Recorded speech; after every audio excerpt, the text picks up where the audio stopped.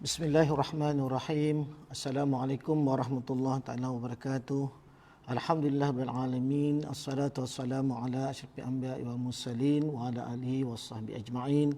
Rabbi shrah li sadri wa yassir li amri wa hlul 'uqdatam min lisani yafqahu qawli. Subhanaka la ilma lana illa ma 'allamtana innaka antal alimul hakim.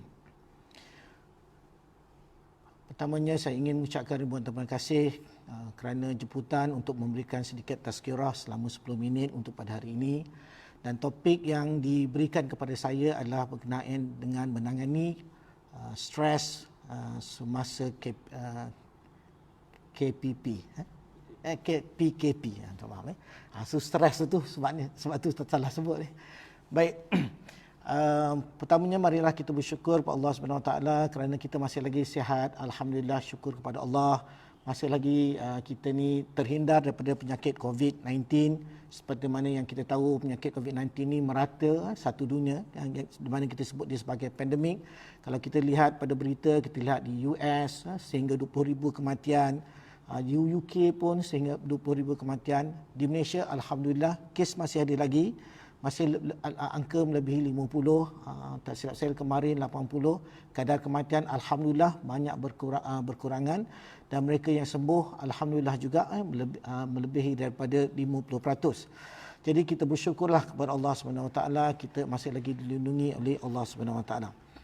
Baik, saya sedia maklum Kak Kia, Abang Mat, adik-adik semua berasa stres di waktu ini. Tapi kalau cubalah kita perhatikan balik kenapa kita stres. Jadi sebelum kita bincang mengenai stres, mari kita cuba memahami dulu apakah itu stres. Baik, apakah itu stres? Stres dalam bahasa Inggeris, dalam bahasa Melayunya adalah tekanan. Stres ni sebenarnya ada dua. Satu dipanggil acute stress. Apa maksud dia acute stress? Kalau kita kena kejar anjing tu kita stres kan? Itu dipanggil acute stress. Satu stres lagi dipanggil chronic stress. Chronic stress ni kronik yang berpanjangan. Contohnya kita ada masalah di tempat kerja. Jadi masalah tu tidak selesai dan terus berterus-terus, maka dia menjadi kronik. Begitu juga dengan isu kita sekarang ni sewaktu PKP ni, mungkin sebahagian kita mempunyai stres yang berpanjangan. Maksudnya mempunyai tekanan yang berpanjangan. Hasil daripada tekanan itu, maka reaksi daripada tekanan itu bergantung kepada persepsi. Baik. Jadi persepsi akan menentukan apakah tindakan akan berlaku bila kita berlaku stres. Dan bila kita sebut stres ni tuan-tuan, dia mesti ada stresor. Dia mesti ada penyebab kenapa kita jadi stres. Yang ini dipanggil stresor. Dan stresor ni kalau orang putih panggil unexpected reality. Maksudnya apa yang terjadi itu tidak kita inginkan. Dipanggil unexpected reality. Kalau keinginan itu terjadi seperti apa yang kita inginkan, kita akan berasa gembira dan kita tidak stres. Jadi keinginan kita sebenarnya tuan-tuan bergantung juga pada motif kita. Sebab tu kita alhamdulillah, kita hamba Allah, kita yakin kepada Allah pencipta kita dan Muhammad itu adalah pesuruh Allah Subhanahu Wa Taala. Kita mempunyai satu motif yang sama, iaitu kita ingin pergi ke syurga, kita ingin bertemu dengan Allah Subhanahu Wa Taala. Itu motif kita. Tetapi ada beberapa orang mempunyai motif-motif yang berbeza. Ada beberapa motif yang berbeza. Contohnya, ada sebahagian pada manusia itu motif dia adalah untuk mencari kegembiraan. Apa yang dibuat di dunia ni nak cari gembira. Jadi kalaulah kegembiraan itu tidak wujud, maka kita sebut unexpected reality. Maksudnya apa yang diinginkan tidak jadi. Ramai tuan-tuan ya. Contoh, ada adik-adik kita kadang-kadang dia panggil yang kita sebut false happiness. Mencari kegembiraan tapi cara yang salah. Contohnya, mereka gembira kalau merempit, mereka gembira kalau tengok movie. Tapi tidak ada masalah kalau kita motif kita kegembiraan, tapi biarlah kegembiraan tu, kata orang tu, kegembiraan yang hakiki. Contohnya, kita gembira kalau kita baca buku. Kita gembira kalau kita dapat sukakan kedua ibu bapa kita. Kita gembira kalau kita dapat solat pada waktu. Jadi kalau benda-benda macam ni, kalau kita ubah daripada kegembiraan yang salah kepada kegembiraan hakiki, maka tidak wujud stres tadi. Sebab kita selalu sangat mengejar kegembiraan yang salah, dan menyebabkan kita stres. Okey, baik. Itu motif nombor satu. Ada juga manusia ni motifnya adalah untuk mencari glamour. Jadi setiap apa yang dia buat tu ingin mencari glamour. Jadi pada musim PKP ni susah juga nak cari glamour. Walaupun ada cara lain boleh cari glamour, tapi kalau mereka ni tak glamour, rasa tak seronok. Maksudnya apa? Maksudnya manusia ni sukakan perhatian. Sebab tu dia suka jadi glamour. Jadi kalau dia tidak dapat perhatian, tension ke dia. Jadi kalau orang pakai baju putih, dia pakai baju merah. Kalau orang pakai baju merah, dia pakai baju hijau. Jangan tak pakai baju sudahlah. Tapi mereka ni ingin berbeza-beza. Jadi kalau tak berbeza tu, itu yang akan mewujudkan stres. Ada juga yang sebab motif mereka adalah untuk menjadi yang terbaik. Ada mereka yang kata orang untuk membuat satu impact. Dan motif ini juga penting. Sebenarnya Rasulullah SAW pun dia mempunyai motifnya. Apakah motifnya? Motifnya adalah kebenaran. Jadi kalau kita lihat kenapa Rasulullah SAW tak pernah stres, sebab motif Rasulullah adalah berdakwah kepada manusia dan menyampaikan kebenaran. Jadi tak ada stres. Kita lihat Nabi Allah Ayub selepas 1000 tahun pun tak ada stres apa-apa, walaupun pengikutnya hanya 80. Rasulullah SAW pun tak stres. In fact, kalau kita tengok kehidupan Rasulullah tak pernah stres. Sebab Rasulullah hidup at the moment, kita pada masa sekarang. Rasulullah dia tak hidup macam pada hari esok. Dia habis hari ni habis. Besok cerita lain. Dia tak macam kita, tuan-tuan. Tuan-tuan dan puan-puan, kita ni asyik nak pandang masa depan je. Apa-apa PKP depan ni apa, depan ni apa, depan ni apa. Jadi motif tu adalah penting. Kalau kita boleh betulkan motif kita, itu maksudnya kita dah menyelesaikan satu masalah. Baik. Jadi katakan kita mempunyai satu motif, tiba-tiba motif kita ni tidak tercapai. Seperti mana kalau kita ingat cerita kisah kejadian Nabi Adam, di mana siapa yang mula stres sekali, yang makhluk pertama yang stres tu adalah iblis ataupun Azazil. Sebab apa dia stres, tuan-tuan? Dia stres sebab dia ada motif. Apakah motif dia? Motif dia nak jadi yang terbaik. Dia kemungkinan dia ingin menjadi pemimpin dunia, tetapi Allah kata Allah ingin menciptakan seorang khalifah. Dia stres tak? Sebenarnya syaitan tu dia stres. Sebab tu dia stres tu, maka dia pun cuba mempengaruhi syaitan supaya beritahu kepada Allah SWT kenapa Allah SWT ingin menciptakan manusia. Sedangkan kalau tengok rekod-rekod sebelum ni, orang dekat manusia tu saling bunuh-membunuh. Nampak? Dia stres tu, maka tindakan dia cuba mempengaruhi orang. Kemudian daripada stres tadi, maka akhirnya dia menjadi sombong kepada Allah SWT. Dan di situlah kita panggil perception. Jadi bila berlaku perception, tuan, benda yang baik kita akan nampak benda buruk. Perception ada dua, satu perception baik, satu perception buruk. Kalau kita lah lihat, katakan kita mempunyai motif.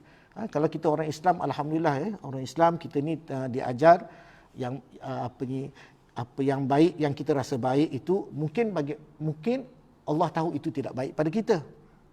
Dan benda yang kita rasa tidak baik itu mungkin baik pada pandangan Allah SWT. Sebab kita orang Islam, alhamdulillah kita mempunyai pegangan ni. Maksudnya kita bertawakal kepada Allah SWT, kita menerima apa yang Allah beri pada kita, dan kita memahami ini adalah sebenarnya adalah satu ujian. Kita orang Islam. Tapi mungkin ada juga orang Islam yang tidak memahami konsep-konsep ni. Sebab tu mereka merasa sedikit menderita, sebab ini disebut sebagai perception. Perception ni dalam bahasa Mak Saleh, dalam bahasa Melayu kita boleh juga kata assumption, ataupun kita boleh katakan sebagai kepercayaan. Kita percaya benda tu sebenarnya, walaupun sebenarnya kita tak tahu apa, sebab kita ni terbatas, tuan. Jadi daripada unexpected reality tadi, maka wujudlah satu perception. Jadi bila wujud perception yang baik tu, maksudnya tindakan dia alhamdulillah. Kalau kita katakan kita jatuh, kalau kita kata orang lain kalau jatuh lagi teruk daripada aku, apa kita rasa? Kita rasa aman. Tapi kalau kita persepsi kita negatif, maka dia akan juga mewujudkan perasaan yang negatif, body respon kita pun akan jadi negatif, dan tindakan kita pun akan jadi negatif. Dia bermula daripada apa tadi? Daripada perception tadi. Macam syaitan tadi, dia perceive ataupun dia rasa dia ni lebih bagus daripada Nabi Adam. Walaupun Allah dah kata baik, mari kita tanya Nabi Adam tu pakai nama-nama benda. Nabi Adam boleh beritahu nama benda tu. Syaitan tak boleh. Tapi masih lagi dia tidak mengaku kehebatan manusia ciptaan Allah ini. Sehingga akhirnya dia pun tak boleh nak jawab pun dia kata, aku ni lagi okey sebab aku diciptakan daripada api. Sedangkan Nabi Adam diciptakan dari tanah. Dia pun nak kona-kona kan. Sebab apa? Sebab ada perasaan iri hati kat situ. Dipanggil perception yang negatif. Baik. Tuan-tuan, bila kita mempunyai persepsi yang negatif ni, dia ada 3 perkara biasanya yang selalu berlaku. Nah, contohnya macam tuan-tuan, kita ada katakan bos kita marah kita, sebagai contoh, bos kita marah kita.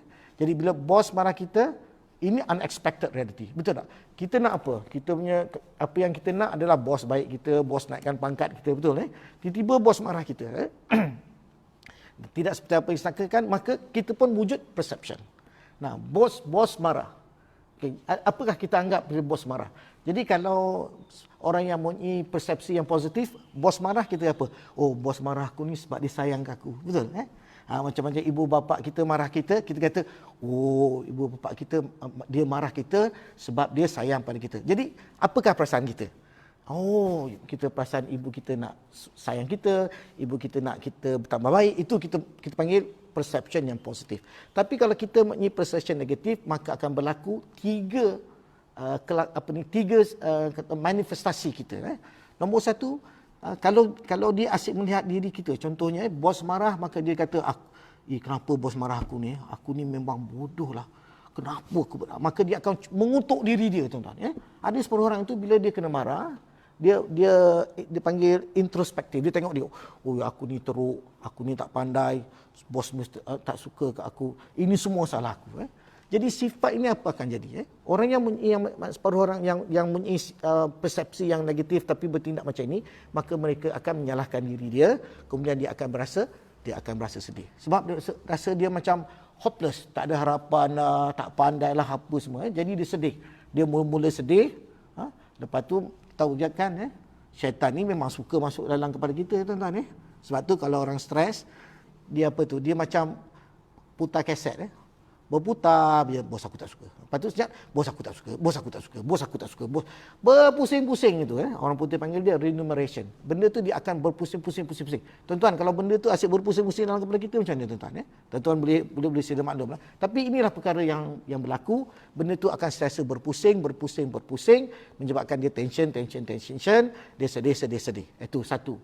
Apa yang akan terjadi, apakah respon bila seseorang itu stres, tetapi dia mempunyai negative perceptions. Baik. Nombor 2, apa yang terjadi, tuan-tuan? Ada sebahagian daripada diri kita, tuan-tuan, kita ni jenis yang tidak suka menyalahkan orang lain saja. Ada separuh tu asyik menyalahkan diri sendiri. Ada separuh tu suka menyalahkan orang lain. Jadi apa dia akan buat? Dia kata, ni bos aku marah ni sebab ni lah ni, si Mamat ni lah, sebab si A lah, si B lah, si B, C lah. Betul? Jadi dia mula bercakap sebab dia nak bagi redakan hati dia. Sebab sebenarnya dia yang salah tapi dia tak nak ngaku. Separuh manusia dipanggil denial. Jadi dia akan marah orang. Apa jadi? Maka dia akan jadi marah. Jadi sebab tu sifat nombor 2, bila seorang stres tu dia marah. Jadi kita boleh tengok orang yang marah ni sebab apa? Sebab cara dia menangani stres tu dengan marah. Saya pun ada jugalah, tapi saya bukan marah. Saya kalau stres saya suka bercakap. Itu cara saya. Masing-masing mempunyai cara masing-masing bagaimana untuk menangani stres. Cara saya akan bercakap dan cuba rationalize. Tapi kalau saya bercakap tu ambil masa jugalah. Malam tu tak boleh tidur, tapi insya-Allah besok tu okey. Baik. Ini untuk kes-kes yang berat. Baik. Nombor 3, manifestasi nombor 3, tuan-tuan dan puan-puan adalah kita panggil anxiety atau resah. Kenapa berlaku resah ni, tuan? Dia berlaku ni, tuan, sebab salah satu manusia ni bila berlaku je dia mesti nak kaitkan dengan masa depan. Contohnya bos marah. Bos marah. Habislah aku. Kena buang kerja. Apa lagi? Kena buang kerja. Bos tak bagi cuti. Bos gaji lebih. Dia suka membuat satu andaian yang tidak pasti. Ini perangai manusia, tuan-tuan. Macam kita ni lah masa PKP ni. Kita pun ada lah PKP. Habislah kerja aku hilang. So, macam-macam. Jadi, benda ni akan berputar. Tetapi tidak ada, kita panggil apa tu, kepastian. Maksudnya kalau kita pandang ke depan, mana ada kepastian. Tapi kita memang suka tuan-tuan. Kalau apa-apa pun, kau buat macam ni, jadi macam ni, macam ni. Macam ni jadi macam ni. Jadi apa akan wujud tuan-tuan? Bila dia ada pemikiran memandang masa depan tu, maka jantung dia akan sentiasa berdebar, maka dia akan develop satu masalah yang dipanggil anxiety. Anxiety ni dalam bahasa Melayu anxious, gemuruh, jadi gemuruh. Dalam gemuruh ni tuan, kalau peringkat yang teruk tu dipanggil panic attack. Macam orang tu bila tengok doktor bawa jarum je gemuruh, padahal tak kena lagi tuan. Tak kena lagi. Sebab apa dia asyik memikirkan macam-macam benda-benda yang tak pasti tuan. Doktor cucu aku ni sakit, doktor cucu aku ni salah ubat, doktor cucu aku ni paling boleh demam, macam-macam lah tuan. Jadi wujudlah tuan. Dan 3 respon tadi, yang sifat yang saya sebutkan tadi boleh berlaku serentak tuan-tuan. Maksudnya mula-mula bila ada satu stres datang, mula-mula dia disedih. Lepas dia sedih tu dia cuba rasionalkan, disalahkan dengan orang, dia jadi marah. Dan juga lepas tu dia fikir masa depan, maka dia jadi gemuruh, jadi risau dan sebagainya. Jadi dia berputar-putar tuan-tuan. Dan berputar-putar ni kalau sekejap, kalau kita ada cara untuk berhentikan dia tak akan jadi kronik. Tapi kalau kita biarkan dia tuan, dia jadi kronik. Sebab tu boleh jadi sampai kalau orang Melayu ni kalau peringkat marah-marah ni tuan, dia boleh sampai peringkat amuk tu. Dia boleh sampai peringkat membunuh, asyik berfikir, lama-lama dia akan maka wujudlah satu reaksi dalam bentuk tingkah laku. Baik, jadi kita dah faham bagaimana stres ni tak ada salah tuan-tuan.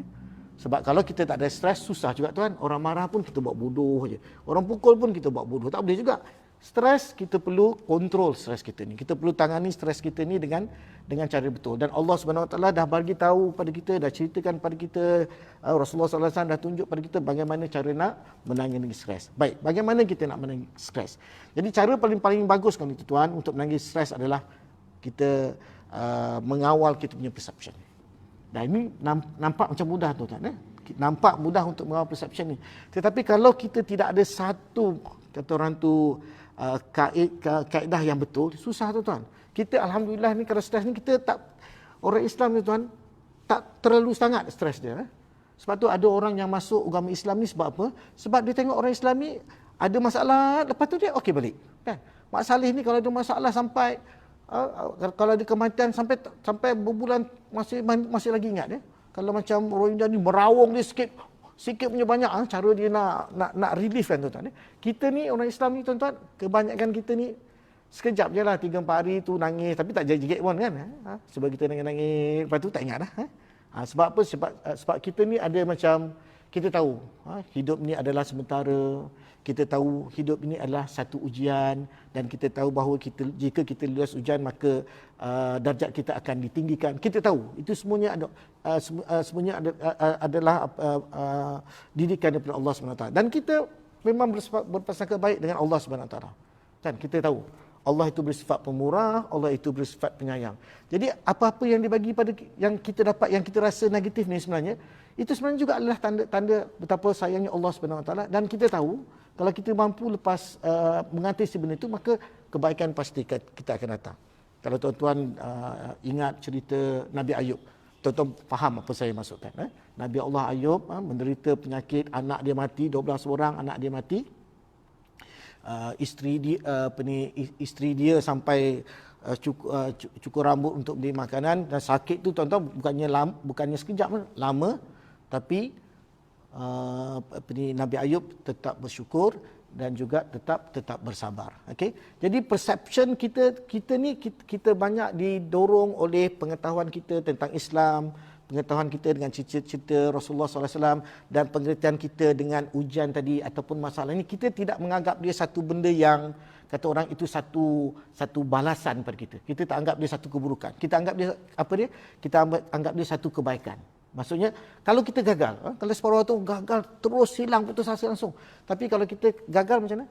Kalau saya dulu, kalau student saya, kalau dia kalau ambil periksa, saya selalu sebutlah melawakkan dia. Saya kata kalau ambil je periksa tak ada masalah. Kalau lulus alhamdulillah, kalau gagal cobaan, ambil lagi. Tak lulus, ambil lagi, apa masalah? Tak ada masalah apa-apa kan. Sebab masing-masing pun berbeza. Ada seorang cepat, ada seorang lambat. Tapi penerimaan kita tu, kegagalan tu bagaimana kita menerima. Jadi adalah penting untuk kita mewujudkan satu positive perceptions. Dan positive perception tuan, kita kena alert, kita kena aware. Dia panggil self awareness. Kita tahu, okey, aku ni stres ni, oh ini sebab ujian Allah SWT ada kebaikannya, aku kena bersabar dan aku kena bersyukur pada Allah.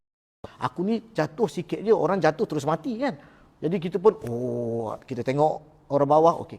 Kita ni masalah, kita suka tengok orang atas, itu yang masalah tu kan. Kita ada duit RM100, kita tengok orang ada RM10,000, memanglah tension. Kalau kita ada RM100, tengok orang yang tak ada duit, mesti okey kan. Tu cara-cara macam manalah, bagaimana kita nak kata orang tu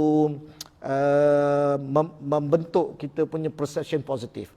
Of course dalam bulan puasa ni sebenarnya puasa ni adalah teknik untuk kita kurangkan stres. Sebab tu orang yang berpuasa dia stres tak? Tak ada stres ya. Kalau ada juga stres tu ada masalah. So puasa pun sebenarnya adalah cara stres.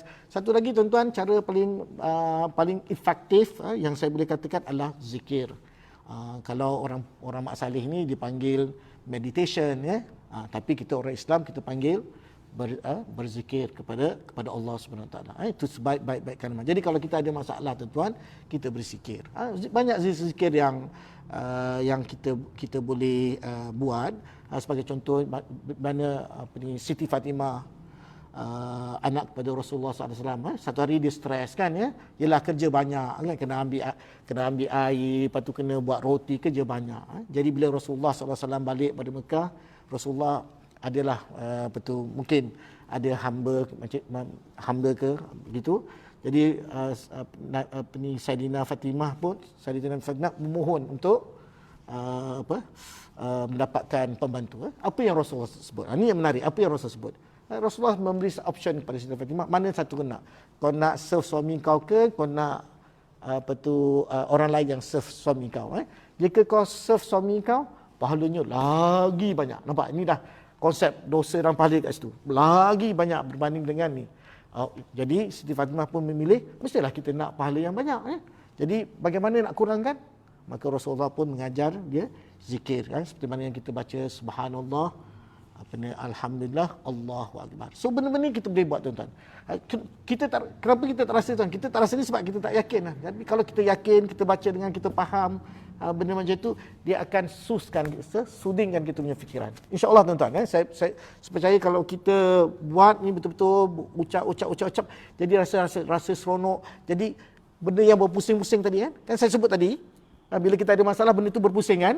Jadi bila pusing-pusing itu, kita kat situ, kita masukkan zikir kat situ, maka dia akan terhenti, maka zikir kita pun lama-lama akan masuk. Jadi berpusing apa dalam otak kita sekarang, daripada berpusing dengan masalah tu, sekarang dia berpusing dengan zikrullah. Serupa juga macam tuan-tuan, macam orang yang kena sakit jantung. Orang sakit jantung kadang-kadang letak jantung dia lari. Apa kita buat tuan? Kita ambil elektrik, boom, apa jadi tuan-tuan?